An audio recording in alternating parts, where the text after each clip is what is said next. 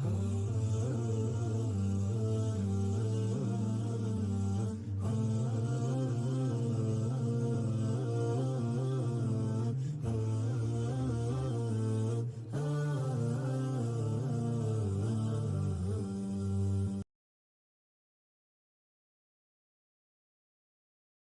الله الرحمن الرحيم. الحمد لله رب العالمين الرحمن الرحيم، وصلى الله وسلم وبارك على نبيه الأمين. تفضل يا شيخ. أحسن الله إليكم. فصل: يحرم على من لا عذر له الفطر برمضان، ويجب الفطر على الحائض والنفساء، وعلى من يحتاجه لإنقاذ معصوم من مهلكة، ويسن لمسافر يباح له القصر، ولمريض يخاف الضرر، ويباح لحاضر سافر في أثناء النهار، ولحامل ومرضع خافتا على أنفسهما أو على الولد، لكن لو أفطرتا للخوف على الولد فقط لزم وليه إطعام مسكين لكل يوم. وإن أسلم الكافر وطهرت الحائض أو برئ المريض وقدم المسافر وبلغ الصغير وعقل المجنون في أثناء النهار وهم مفطرون لزمهم الإمساك والقضاء، وليس لمن جاز له الفطر برمضان أن يصوم غيره فيه. نعم. الآن شرع في أهل الأعذار، وأهل الأعذار هم الذين يعذرون بترك الصيام. وأهل الأعذار ينقسمون إلى أحوال، ومر معنا في شرط القدرة عليه، وأعادها المصنف هنا. وأهل الأعذار إما أن يباح لهم، يشرع لهم الإطعام، وإما أن يشرع لهم القضاء، وإما أن يشرع القضاء والإطعام معا. نذكرها على سبيل الإجمال ثم ندخل فيها على سبيل التفصيل. فمن يشرع له الإطعام فقط هو الذي لا يطيق الصيام على كل حال، مثل المريض مرضا لا يرجى زواله، أو الكبير الهرم، فهذا يفطر ويطعم عن كل يوم مسكينا، بشرط أن يكون عقله حاضرا. لأن أحيانا قد تجد بعض الناس يقول مثلا أمي، ويكثر السؤال عنها، أمي أو أبوي كبير سن هرم ما يستطيع الصوم وأنا أطعمت عنه. طيب السؤال، هل هو مدرك؟ عقله حاضر؟ يقول لك عقله حاضر، نقول يجب الإطعام. طيب لا، ما هو مدرك وعقله ما هو حاضر ولا يعرف أحد، نقول هو غير مكلف، لأنه في حكم المرفوع عنه القلم. الصلاة لا تجب عليه، فكذلك لا يجب عليه الصيام، ولا يجب عليه شيء من العبادة، لأنه ليس له قصد صحيح، فتخلفت النية فلم يجب عليه الصيام حتى نقول يجب عليه الإطعام. الصنف الثاني من أهل الأعذار هو من يجب عليهم القضاء فقط، وهو المسافر سفرا يباح له فيه قصر الصلاة، إن كان السفر أقل لا. الثاني المريض مرضا يرجى زواله، فإنه يفطر ويطعم فعدة من أيام أخر. الثالث الحائض. الرابع النفساء. الخامس الحامل التي تخاف على نفسها فيجب عليها القضاء لأنها في حكم المريض.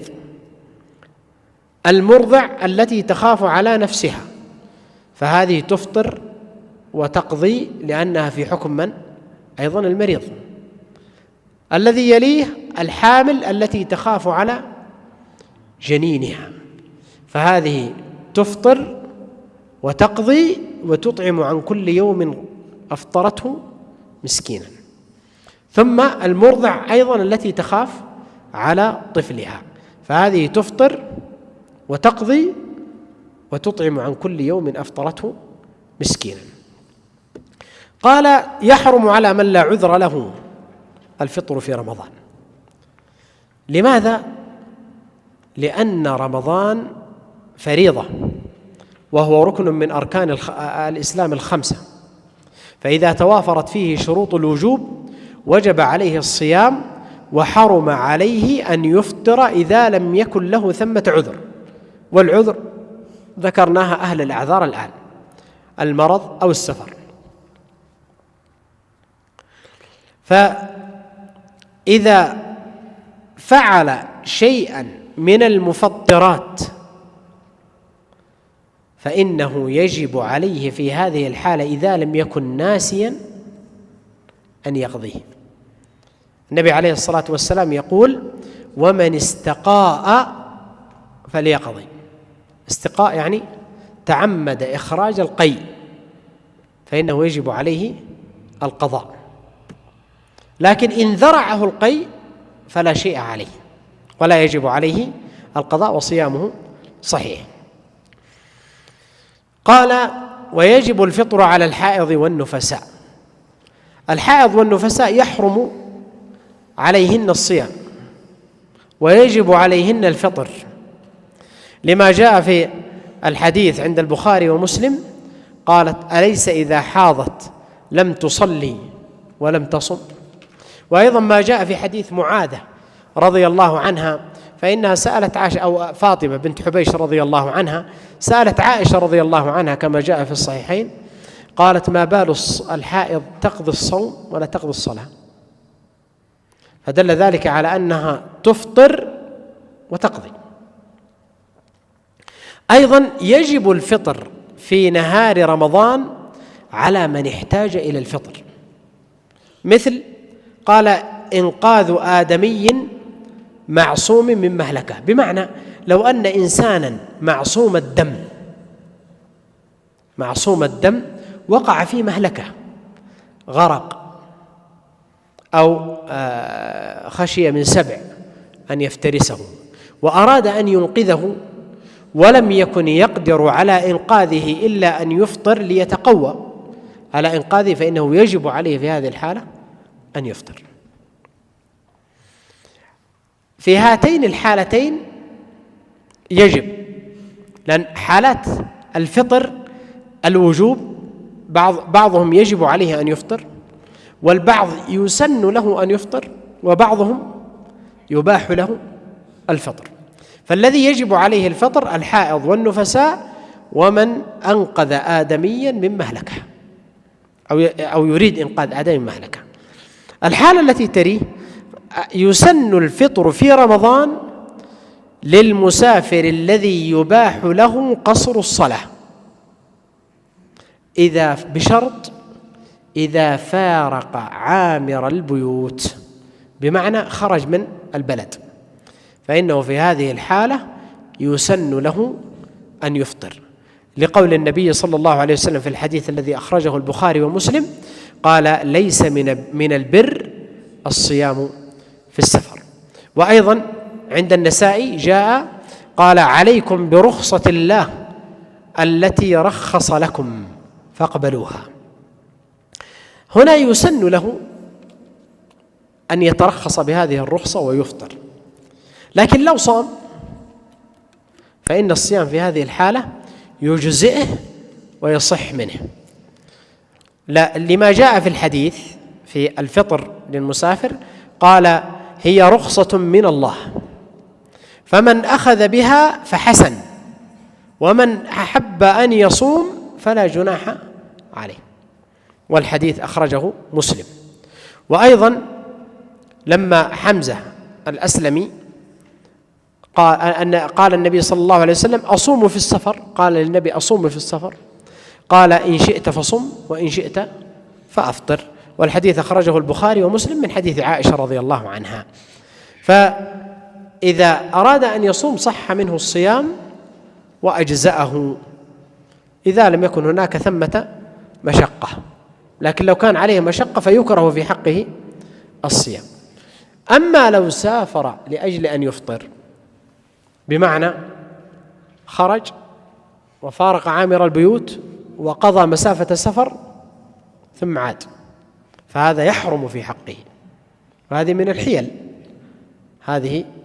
الحيل. النبي عليه الصلاة والسلام قال: لعن الله اليهود استحلوا محارم الله بأدنى الحيل. إن الله لما حرم عليهم الشحوم أخذوها فجملوها فأذابوها فباعوها فأكلوا ثمنها. ولما حرم الله عليهم الصيد في يوم السبت نصبوا الشراع يوم الجمعة وأخذوا يوم الأحد، قالوا ما صدنا يوم السبت، فمسخهم الله قردة وخنازير. فبعض الناس يتلاعب بدين الله. قال أبو أيوب السختياني رحمه الله، قال يلاعبون الله كما يلاعبون الصبيان. لو أتوا الحرام صراحة كان أهون، لأنك ارتكبت الآن إثمين: الإثم الأول ارتكاب الحرام، الإثم الثاني المخادعة. يعني المنافقين إنما كانوا في الدرك الأسفل من النار لأنهم كانوا يخادعون الله وهو خادعهم. قال ابن العربي رحمه الله، قال يخادعون الله لأنهم لم يعرفوا الله، ولو عرفوا الله لعلموا أنه سبحانه لا يخدع. فبعض الناس يقنع نفسه، تجدها أحيانا يقول فعلت كذا وفعلت كذا، وقد يستفتي بعضهم ويجهز الفتيا لأمر كأنه يريد الجواب بهذه الصفة، فتجد يهيئ السؤال بهذه الصفة، وهذه من الحيل. وحتى لو أفتاه المفتي بذلك فإن المفتي لا يبيح له أن يفعل ذلك، وإن أفتاك الناس وأفتوك. أيضا يسن الفطر للمريض مرضا يخاف منه الضرر لكن يرجى زوال برئه، فمن كان مريضا أو على سفر فعدة من أيام أخر. فإذا كان يخاف زيادة المرض أو أن يتأخر أو يخاف تأخر البرء فإنه في هذه الحالة يسن له الصيام، لكن يسن له الفطر. لكن لو صام فإنه يصح منه ويجزئه الصيام ولا يلزمه أن يقضيه. لكن إذا كان هذا المرض أو المريض لا يتضرر بالصيام، بعض الأمراض لا تؤثر على الصيام، مثلا مرض في ظفره أو ألم في ضرسه أو ألم في قدمه، فهذا لا يؤثر ولا يضعف البدن، حتى نقول إنما أبيح للمريض أن يفطر لأن هذا المرض قد يضعف البدن فيتضاعف عليه المرض أو يتأخر الشفاء، ففي هذه الحالة يسن له أن يفطر. وإذا كان هذا المرض قد يؤدي إلى مهلكة فيجب عليه أن يفطر، لأن بعض الناس قد يكون عند بعض الأمراض مثلا من يحتاج إلى غسيل كلوي مثلا، أو أحيانا بعض أمراض السكر يقول لها الطبيب مثلا ما تصوم، أو من عنده مثلا فيروس الكبد، في بعض الأوقات يقول لها الدكتور في حال ضعف البدن أو شدة الدواء بعض الأدوية قوية، يقول لها الدكتور لا ما تصوم، نقول يجب عليه ألا يصوم لأنه قد يؤدي إلى هلاك نفسه، فإذا زال عنه هذا صام، فعدة من أيام. يريد الله بكم اليسر ولا يريد بكم العسر. تفضل.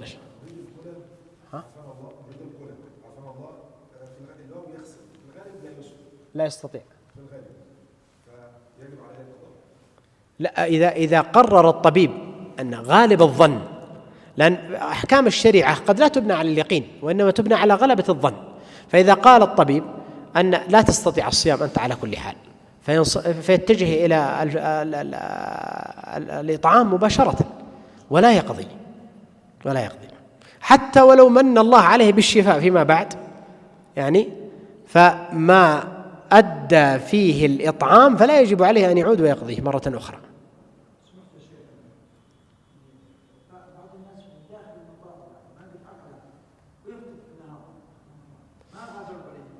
إذا فارق عامر البيوت فيباح له، أما إذا لم يفارق عامر البيوت فإنه لا يباح له أن يفطر، لأن لم يخرج إلى سفر.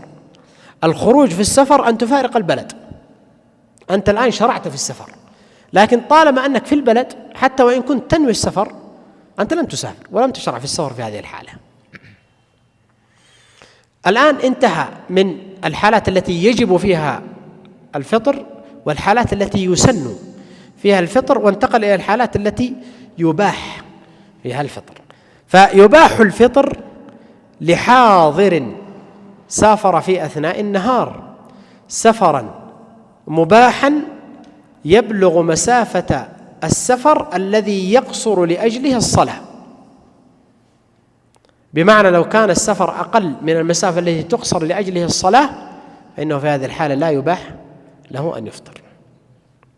فإذا سافر سفرا مباحا أبيح له أن يفطر في أثناء النهار، بمعنى أصبح صائما ثم خرج في السفر بعد الظهر، فإذا خرج في السفر أبيح له أن يفطر في هذه الحالة، لما جاء في حديث أبي بصرة الغفاري رضي الله عنه أنه ركب سفينة من الفسطاط في شهر رمضان، فلما دفع يعني خرج قرب غداءه ودعا بالسفرة، فلما عاتبه بعض أصحابه قال: أترغب عن سنة محمد صلى الله عليه وسلم؟ فأكل. والحديث رواه أبو داود والبيهقي وأحمد. أيضا يباح الفطر للحامل والمرضع إذا خافتا على نفسيهما أو ولديهما، لكن إن أفطرتا للخوف على نفسيهما فإنها تقضي، الحامل والمرضع، وتكون في حكم المريض. وإن خافتا المرضع والحامل على الولد فإن الحامل والمرضع تفطر وتقضي وتطعم عن كل يوم أفطرته مسكينا. طيب لو خافت على نفسها وولدها تفطر، هذا قولا واحدا، لكن ما الذي يجب عليها إذا أفطرت؟ تقضي. إذا خافت على النفس والولد تقضي فقط، لأنها قد خافت على نفسها، خافت على نفسها فتكون في حكم المريض، والولد أتى تبعا ويثبت تبعا أو يثبت استقلالا ما لا يثبت في التبع. مثل المحرم مثلا، لو سقط مثلا، أصيب بحادث أو شيء وسقط وذهب شعره كله، الشعر الآن محذور إزالته ولا لا؟ لكن الشعر زال تبعا ولا لا؟ فلا يجب عليه في هذه الحالة شيء. قال الله: وعلى الذين يطيقونه فدية طعام مسكين. فالآن أهل الأعذار عرفنا أنهم على أقسام: من يجب عليه الإطعام فقط وهو المريض مرضا لا يرجى زواله أو الكبير الهرم، فهؤلاء يطعمون مباشرة بشرط أن يكون عقله حاضر، يعني يكون من أهل الوجوب. الصوم وجب في حقه لكنه لم يصم لوجود العذر فيطعم. الصنف الثاني من يجب عليهم القضاء فقط، مثل الحائض، النفساء، المريض مرضا يرجى زواله، المسافر سفرا يقصر لمثله الصلاة، المرضع والحامل إذا خافت على نفسها. من يجب عليه القضاء والإطعام وهي الحامل والمرضع إذا خافت على ولدها دون نفسها.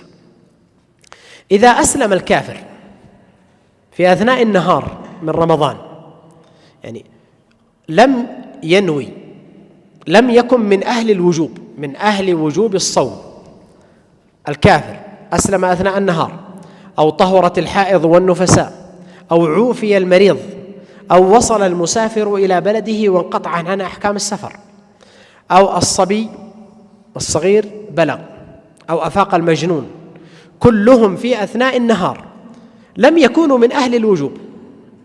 حينما دخل هذا اليوم ما كانوا من أهل الوجوب ولا لا؟ ولم يكن يجب عليهم الصيام وكانوا مفطرين، لكنهم أصبحوا في أثناء النهار من أهل الوجوب، فإنهم يمسكون فيما بقي من اليوم ويجب عليهم القضاء. إنما يمسكون فيما بقي من اليوم احتراما للشهر، احتراما للشهر، ويقضون لأنهم قد مضى جزء من النهار وهم ليسوا من أهل الوجوب، فبالتالي وجب عليهم قضاء هذا اليوم. وليس لمن جاز له الفطر في رمضان أن يصوم غيره فيه. بمعنى لو أن شخص مسافر نذر أن يصوم يوما لله، قال لله علي نذر أن أصوم يوما، ثم لما جاء رمضان خرج مسافر وقال أنا في هذه الحالة مسافر، فيباح لي فطر رمضان، لكني ما بفطر ولا بعتبر الصيام من رمضان، وإنما بعتبر الصياما لماذا؟ للنذر، أو صوم مثلا كفارة يمين أو شيء من ذلك. نقول لا يجوز لك أن تصوم يوما غير رمضان في زمن رمضان، فأنت بين أمرين، إما أن تصوم رمضان وإما أن تفطر وتكون من أهل الأعذار وتقضي يوما مكان هذا اليوم الذي أفطرته، ولا يصح صومك لهذا النذر، ويجب عليك أن تصوم يوما بدله، ويجب عليك قضاء رمضان. طيب هو صائم الحين، يعني لما كان مثلا الساعة 10-11 سألوه قال والله أنا خرجت في رمضان وأنا معذور لكني جعلتها نذر ما هو رمضان، قلنا لا يصح. قال خلاص ما دام ما هو نذر إذن من رمضان نكمله. نقول لا يصح نذرا ولا يصح من رمضان عشان النية. أما رمضان فإن النية لما بيتها لم تكن لرمضان وإنما كانت للنذر، وشرط رمضان أن يبيت النية له، فتخلفت النية هنا. وأما النذر فإنه لا يصح له أن يصوم غير رمضان في زمن رمضان. تفضل يا شيخ. أحسن الله إليكم. فصل في المفطرات، وهي 12: خروج دم الحيض والنفاس والموت والردة والعزم على الفطر والتردد فيه والقيء عمدا والاحتقان من الدبر وبلع النخامة إذا وصلت الفم. 9: الحجامة خاصة حاجما كان أو محجوما. 10: إنزال المني بتكرار النظر لا بنظرة ولا بالتفكر والاحتلام ولا بالمذي. 11: خروج المني أو المذي بتقبيل أو لمس أو استمناء أو مباشرة دون الفرج. 12: كل ما وصل إلى الجوف أو الحلق أو الدماغ من مائع وغيره، فيفطر وإن قطر في أذنه ما وصل إلى دماغه، أو داوى الجائفة فوصل إلى جوفه، أو اكتحل بما علم وصوله إلى حلقه، أو مضغ علكا أو ذاق طعاما ووجد الطعم بحلقه، أو بلع ريقه بعد أن وصل إلى بين شفتيه. ولا يفطر إن فعل شيئا من جميع المفطرات ناسيا أو مكرها، ولا إن دخل الغبار حلقه أو الذباب بغير قصده، ولا إن جمع ريقه فابتلعه. نعم. شرع الآن في بيان المفطرات، أي ما يحصل بها الفطر في رمضان ويبطل بها الصيام.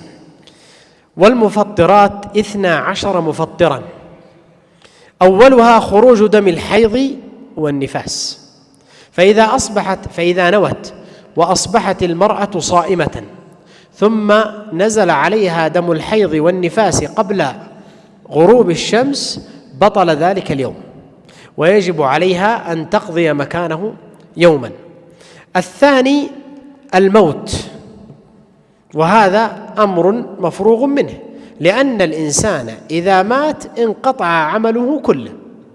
النبي عليه الصلاة والسلام كما جاء عند مسلم يقول إذا مات ابن آدم انقطع عمله إلا من 3، فيكون قد انقطع عمله حتى من الصيام. فهذا اليوم الذي مات في أثنائه لا يعد صائما له، لكنه لا يجب عليه فيه القضاء قولا واحدا، ولا يقضيه وليه. ما نقول أنه قد نوى وأصبح صائما ثم لا، هذا اليوم الذي مات في أثنائه لا يقضيه ولا يقضى عنه. الثالث الردة، أعاذنا الله وإياكم من الردة. الله تعالى يقول لئن أشركت ليحبطن عملك. فلو كان من أهل الوجوب ثم أصبح صائما ثم ارتد في النهار، والمقصود بالردة إما أن ارتد عن الدين أو أن فعله ناقضا من نواقض الإيمان. قد يفعل الإنسان ناقضا وهو لا يريد الردة، لكن هذا الناقض قد يخرجه من الملة، أعاذنا الله وإياكم. لذلك ينبغي للإنسان أن يحفظ لسانه. ورب كلمة يقولها قائلها لا يلقي لها بالا يهوي بها في النار أبعد مما بين المشرق والمغرب. أحيانا بعض الألفاظ يقولها الإنسان فيها شيء من الاعتراض على أمر الله وحكمه، وقد يكون فيها شيء من الاستهتار بسنة النبي صلى الله عليه وسلم، أو الاستهزاء بشيء مما جاء به النبي صلى الله عليه وسلم. والله تعالى يقول في حديث في سورة التوبة لما خرج معه جماعة، كما جاء في حديث مالك بن عوف، خرج معه جماعة فقال أحدهم: ما رأينا مثل قرائنا هؤلاء، أرغب بطونا ولا أكذب ألسنا ولا أجبن عند اللقاء. يقصد بذلك من؟ النبي صلى الله عليه وسلم وأصحابه.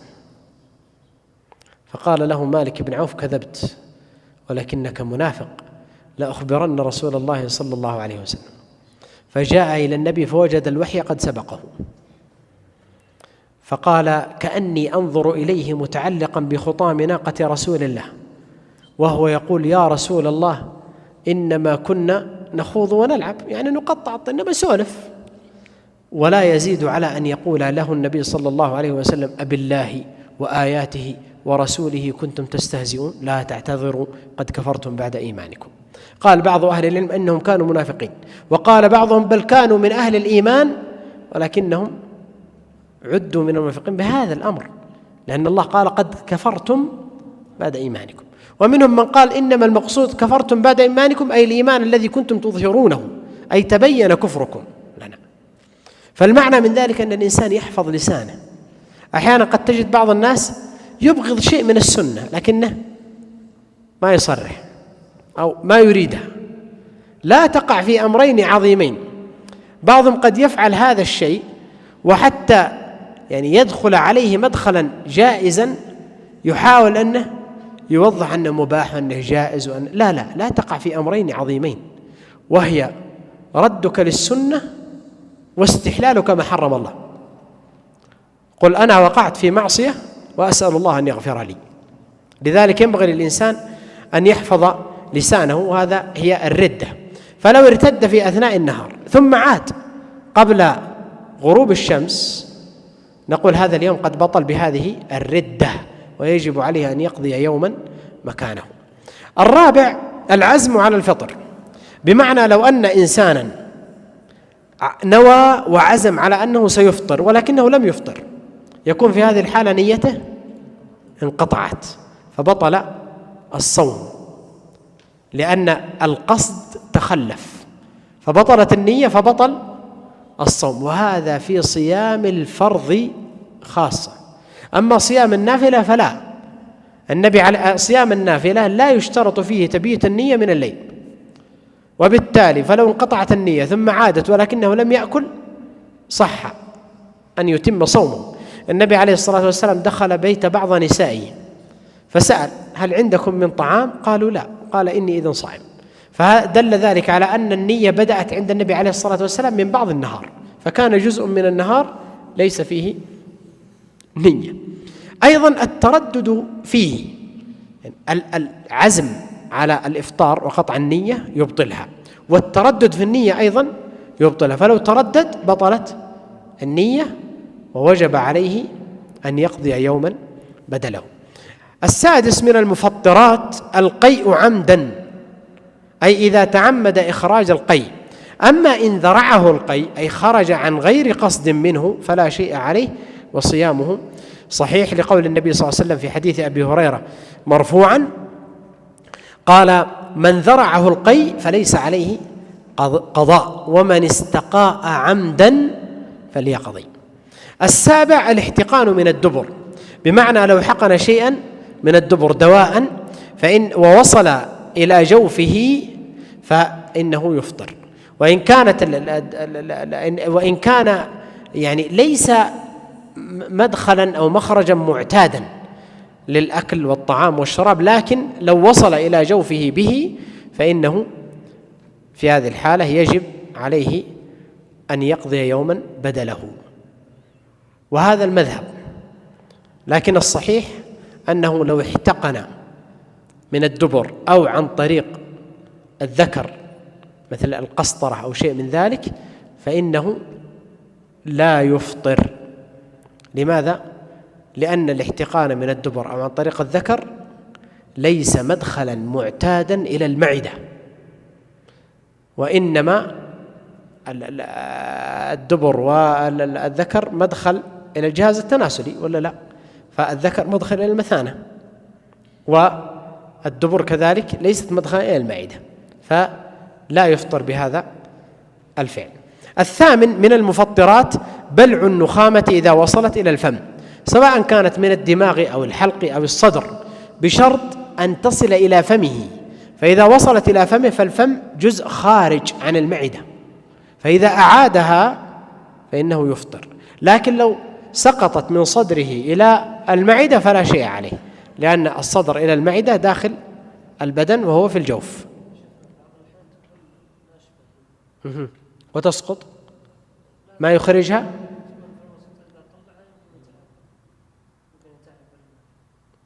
لا، هو الآن يخرجها، فإن عجز عن إخراجها أو نزلت إلى المعدة فلا شيء عليه.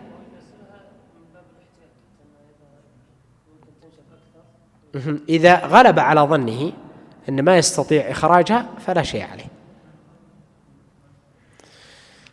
التاسع الحجامة، خاصة حاجما كان أو محجوما، لما جاء في الحديث أفطر الحاجم والمحجوم. لماذا؟ لأن الحاجم قد إذا سحب الدم صعد إلى جوفه شيء من الدم أو من بخار ذلك الدم، والمحجوم أخذ الدم من جسده يضعف الجسد. لأجل هذا أحيانا إذا فعل بعضهم حجامة ايش يقولون؟ أشرب عصير أو أشرب ولا لا؟ ويكون في حكم الحجامة إذا أخذ منه دم، مثل دم كثير كالتبرع بالدم، فيكون حكمه حكم الحجامة تماما، فيجب عليه أن يقضي يوما بدله. قال وهذا المذهب. وأما حديث أن النبي صلى الله عليه وسلم احتجم وهو صائم فهذا الحديث منسوخ. فيكون أيضا في حكم الحجامة الفصد، إخراج الدم في حكم الحجامة لأن الدم كثير.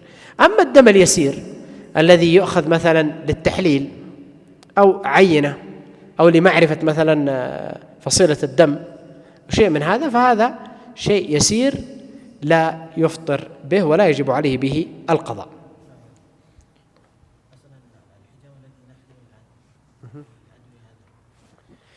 طبعا الحكم التي ذكرت للحاجم والمحجوم قالوا لأن الحاجم قد يصعد إلى جوفه شيء، هذه من الحكم، لكن يبقى النص، يبقى في المسألة وجود النص. فالأصل هو ترك الحجامة أثناء الصيام سواء الحاجم والمحجوم، والحكمة هذه إن وجدت أو تخلفت، لكن يبقى النص هو الحاكم في المسألة. العاشر إنزال المني بتكرار النظر، بمعنى لو نظر فكرر نظره حتى أنزل فإنه في هذه الحالة يجب عليه القضاء.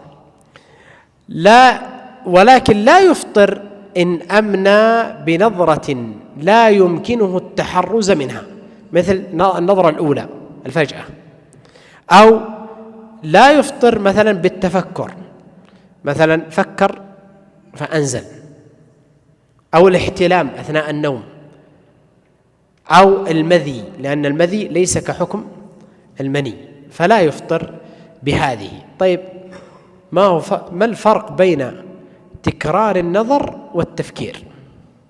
حد يفرق لي؟ طيب ليش تكرار النظر والإنزال يجب، لكن التفكير والإنزال ما يجب به الفطر. أسمعك. طيب ويستطيع أن يحتجب عنه. نعم، تكرار النظر يستطيع أن يمنع الإنسان نفسه منه ويملكه، خلاص لا ينظر. أما التفكير فيهجم على الإنسان أحيانا ما يستطيع أن يدفعه. بعضهم يقول لا طيب لا تفكر حتى تتضح الصورة أكثر. أحيانا قد يصيب بعض الناس الأرق، صح ولا لا؟ ما ينام بسبب التفكير الذي يهجم عليه. تجدها أحيانا يغالب نفسه ويريد النوم، ما يريد أنه يفكر، لكن التفكير يهجم عليه ولا يستطيع أن يدفعه. فهنا الفرق بين التفكير الذي ما يستطيع أن يدفعه الإنسان ويهجم على النفس، فالفرق من هنا. 11 من المفطرات خروج المني أو المذي بتقبيل أو لمس أو استمناء أو مباشرة دون الفرج، فيستثنى من ذلك المباشرة في الفرج وهو الجماع، وسيأتي.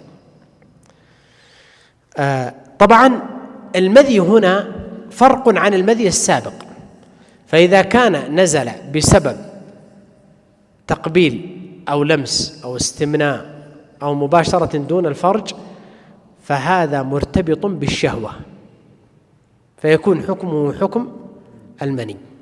أما الذي ينزل من غير شهوة فهذا لا يكون حكمه حكم المني، وبالتالي لا شيء عليه فيه. أيضا 12 قال كل ما وصل إلى الجوف أو الحلق أو الدماغ من مائع وغيره، سواء كان هذا المائع يغذي أو لا يغذي، أي شيء بلعه فسقط مثل قطعة حديدة أو ماء، هذا مغذي وهذا غير مغذي، فإنه يجب عليه في هذه الحالة القضاء. النبي عليه الصلاة والسلام قال وبالغ في الاستنشاق إلا أن تكون صائما، وهذا يدل على أنه إذا سقط شيء إلى جوفه من خياشيمه من الماء كثيرا فإنه يفطر به في هذه الحالة. أيضا لما نهى النبي عليه الصلاة والسلام عن الإثمد الكحل قال ليتقه الصائم، وإن كان هذا الحديث فيه ضعف. يقاس على ذلك كل ما كان مغذيا ويصل إلى الجوف، مثل الإبر المغذية، مثل المغذيات التي تعطى في الوريد، فهذه مفطرة لأنها تصل إلى الجوف وتغذي البدن ويتقوى بها الجسم. أحيانا ما تجدون المريض إذا أعطي المغذي يقوم يخرج يمشي وكان ما يستطيع ولا لا، فهذه مغذية للبدن ومقوية له. أما الحقن التي لا تغذي مثل الحقن التي تكون في العضل أو التي تكون تحت الجلد مثل حقن السكر فهذه لا تغذي وبالتالي لا تفطر، ولو أخذها أثناء النهار وهو صائم فإنه لا يفطر بها في هذه الحالة إلا إذا كانت مغذية. أيضا يفطر قال إن قطر في أذنه ما وصل إلى دماغه، بمعنى لو وضع قطرة في أذنه فوجد طعمها في حلقه أو في جوفه ووضعها باختياره فهذا أشبه ما لو أكل، فإنه يفطر بشرط أن يكون ذاكرا عامدا مختارا. أما إن كان جاهلا أو ناسيا أو مكرها فلا شيء عليه. قال أو داوى الجائفة ووصل إلى جوفه. الجائفة هي نوع من الجراح وستأتي معنا في كتاب الجنايات، وهي من الشجاج، والجائفة سميت الجائفة لأنها تذهب إلى الجوف، فإذا ذهبت إلى الجوف فداوى بشيء يدخل إلى جوفه فإنه يفطر به في هذه الحالة. قال أو اكتحل بأي شيء علم وصوله إلى جوفه، بمعنى لو وضع شيئا يصل إلى جوفه من أي منفذ يدخل إلى الجوف ووجد طعمه في حلقه فإنه في هذه الحالة يفطر. قال: أو مضغ علكا أو ذاق طعاما ووجد الطعم بحلقه. العلك ليس المقصود به العلك الذي نعرفها اليوم، كان يؤخذ العلك لبعض الأمور، قد تداوي أو شيء من ذلك، ويؤخذ من الشجرة أحيانا.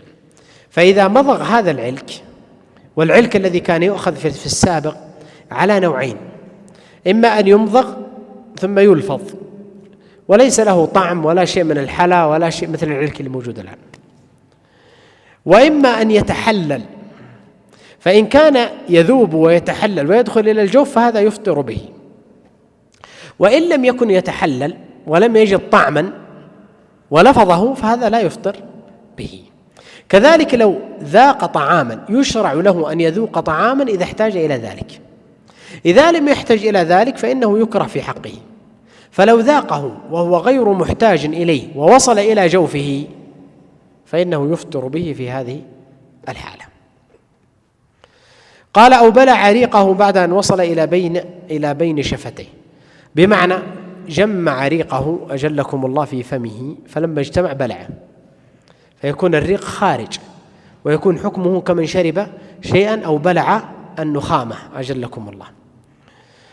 قال: ولا يفطر إن فعل شيئا من جميع المفطرات المتقدمة، إذا فعل هذه المفطرات المتقدمة كلها ناسيا أو جاهلا أو مكرها فلا شيء عليه ولا يفطر بها، لحديث أبي هريرة مرفوعا: من نسي وهو صائم فأكل أو شرب فليتم صومه فإنما أطعمه الله وسقاه.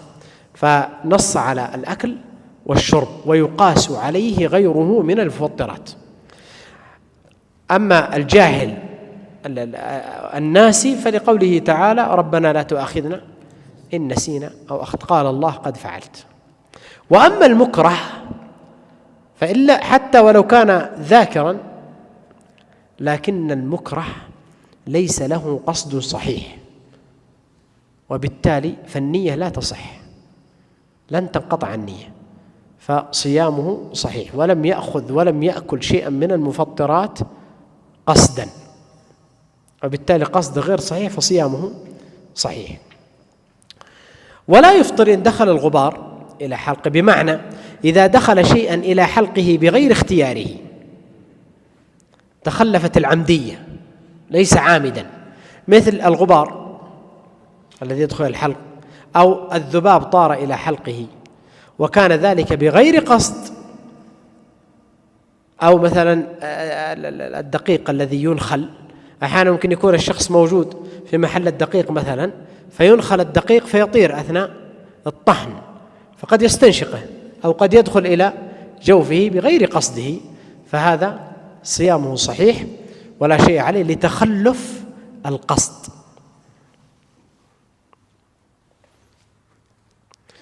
لكن إن أتى ريقه، قال: ولا يفطر إن جمع ريقه فابتلعه. هنا فرق بين أن يجمع ريقه هو وبين أن يجتمع الريق. قد يجتمع الريق في فمه فيبلع فلا شيء عليه، لكنه لا يتعمد هو أن يجمع الريق في فمه ثم يبلع. هنا فرق بين مسألتين واضحة: إذا جمع الريق هو وابتلعه، أو إذا اجتمع الريق عن غير قصد منه. تفضل يا شيخ. أذان ولا بقي؟ إذا نكمل مسألة الجماع ثم مسألة شيء. طيب أحسن الله إليكم. ومن جامع نهار رمضان في قبل أو دبر ولو لميت أو بهيمة في حالة يلزمه فيها الإمساك مكرها كان أو ناسيا لزمه القضاء والكفارة. وكذا من جومع إن طاوع غير جاهل وناس، والكفارة عتق رقبة مؤمنة، فإن لم يجد فصيام شهرين متتابعين، فإن لم يستطع فإطعام 60 مسكينا، فإن لم يجد سقطت بخلاف غيرها من الكفارات.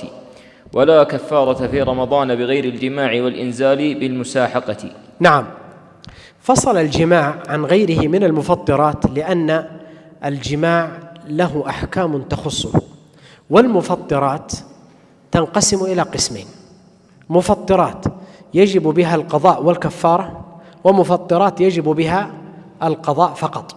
المفطرات التي يجب بها القضاء مرت معنا، وها الجماع من المفطرات التي يجب بها القضاء والكفارة. أيضا المفطرات تنقسم إلى قسم آخر باعتبار آخر: من المفطرات ما يدخل إلى الجوف مثل الطعام والشراب، ومنها ما يخرج إلى الجوف مثل الإنزال في الجماع. واضح؟ المفطرات تنقسم إلى قسمين: قسم يجب به القضاء فقط والتي مرت معنا، وقسم يجب به القضاء والكفارة وهو الجماع. القسم الثاني للمفطرات قسم يدخل إلى الجوف فيفطر به الإنسان مثل الأكل والشرب، وقسم يخرج من الجوف وأيضا يفطر به الإنسان مثل الإنزال. واضح الآن؟ الجماع: من جامع في نهار رمضان بذكر أصلي، وقولنا ذكر أصلي يخرج الخنثى. واضح المسألة؟ يعني الخنثى لا اعتبار به لأنه قد يكون أنثى وليس ذكرا. واضح؟ في فرج أصلي أيضا فيخرج أيضا الخنثى. في القبل أو الدبر لحصول اللذة والشهوة والإنزال، حتى ولو كان محرما لكن يحصل به الحكم. في الفرج سواء كان ميتا أو حيا أو بهيمة، في الوقت الذي يلزمه فيه الإمساك أي في أثناء النهار. أما الليل علم الله أنكم كنتم تختانون أنفسكم فتاب عليكم وعفى عنكم. في وقت النهار خاصة فإنه في هذه الحالة يعني إذا علم بالصيام وعلم أن الهلال قد رؤي وكان من أهل الوجوب، فإنه في هذه الحالة إذا كان مختارا أو مكرها أو ناسيا للصوم فإنه يلزمه القضاء والكفارة ويبطل هذا اليوم الذي قد جامع فيه، لحديث أبي هريرة رضي الله عنه وسيأتي معنا أن أعرابيا وقع على امرأته فجاء إلى النبي صلى الله عليه وسلم فقال: هلكت وأهلكت، وقعت على أهلي وأنا صائم. فقال النبي عليه الصلاة والسلام: هل تجد رقبة تعتقها؟ قال: لا. قال: فهل تستطيع أن تصوم شهرين متتابعين؟ قال: لا. قال: فهل تجد إطعام 60 مسكينا؟ قال: لا. فسكت النبي ثم أتي بشمراخ عرق من التمر فدفعه إليه قال: أطعم هذا. قال: أو على غير أهل بيتي؟ والله ما بين لابتيها أهل خباء أفقر من أهل بيتي. فضحك النبي صلى الله عليه وسلم حتى بدت نواجذه.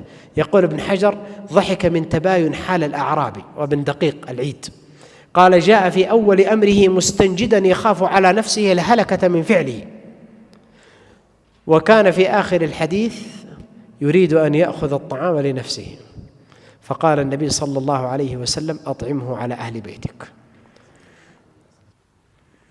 نكمل هذه المسألة ما دام شرعنا فيها بس بين الأذان والإقامة. من جامع فيجب عليه القضاء والكفارة، ومن جومع المرأة فيلزمها القضاء والكفارة إن كانت مطاوعة لأن حكمها كحكمه. أما إن كانت مكرهة فإنه لا يلزمها القضاء ولا الكفارة، لأنها حكمها حكم الزنا. فإذا كانت المرأة مطاوعة وجب عليها الحد، أما إن كانت مكرهة فإنه لا يجب عليها الحد.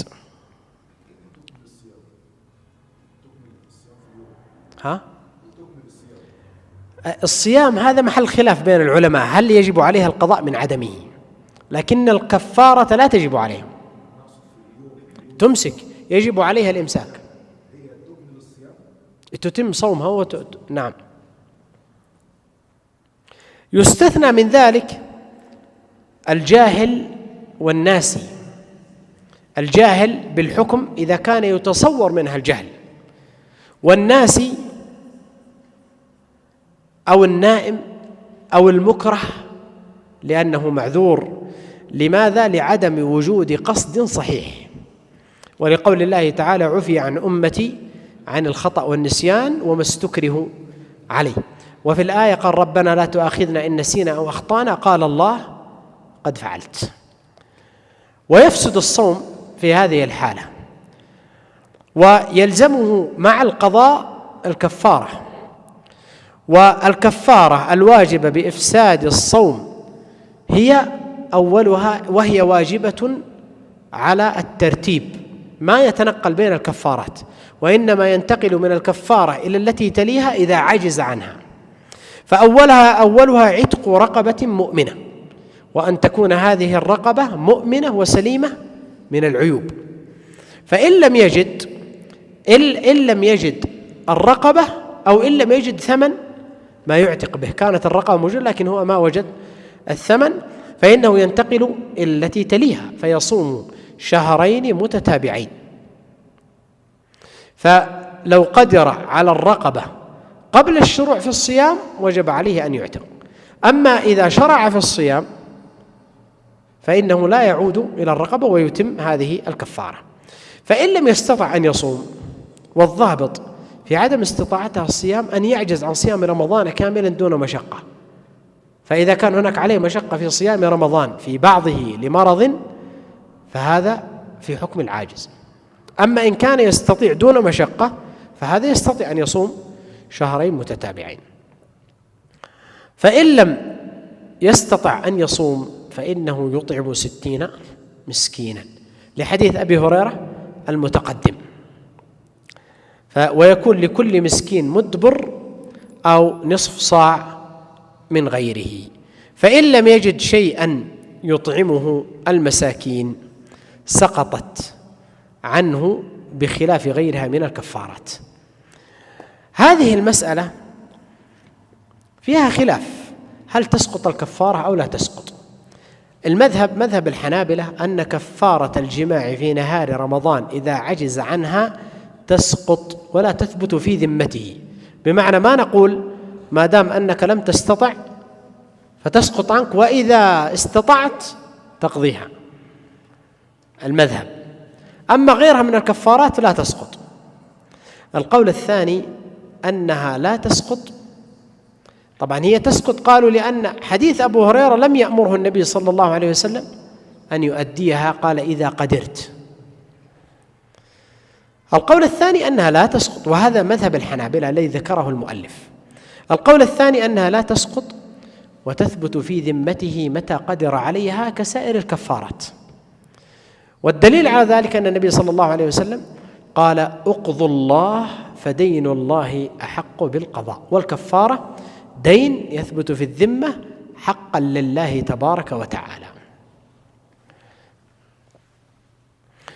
لو كفر عنه غيره، بمعنى هو عجز، ثم تبرع شخص ودفع الكفارة أو أعطاه الكفارة ليكفر، تجزئ ولا ما تجزئ؟ تجزئ. ايش الدليل؟ الحديث النبي عليه الصلاة والسلام دعا بطعام وأعطاه، قال: أخرجه. فدل ذلك على أنه لو ناب عنه أحد في الكفارة أو تبرع له بقيمة الكفارة أجزأته وسقطت من ذمته. ها؟ لا، الصيام لا. نعم، في الإطعام أو العتق.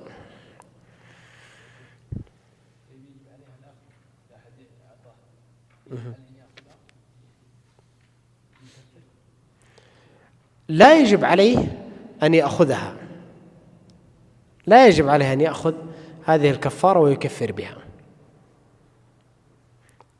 لكن لو أخذها أجزأته.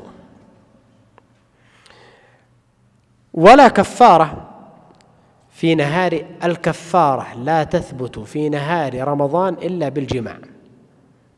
فلو حصل جماع دون الفرج أو المساحقة فإنه لا يجب بها، حتى ولو حصل إنزال فإنه لا يجب بها الكفارة، يفسد الصيام ويجب عليه القضاء، لكنه لا يجب عليه الكفارة.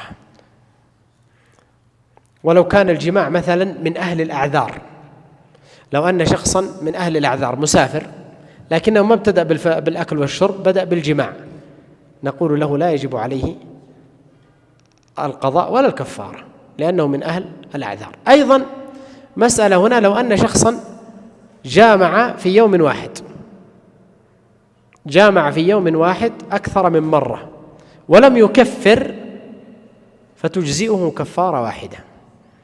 لكن لو جامع في كل يوم فهذا يوم مستقل وعبادة مستقلة انتهكت، فوجب لكل يوم القضاء والكفارة، كل يوم فسد، ولا نقول إذا لم تكفر تكفر بكفارة واحدة، لا.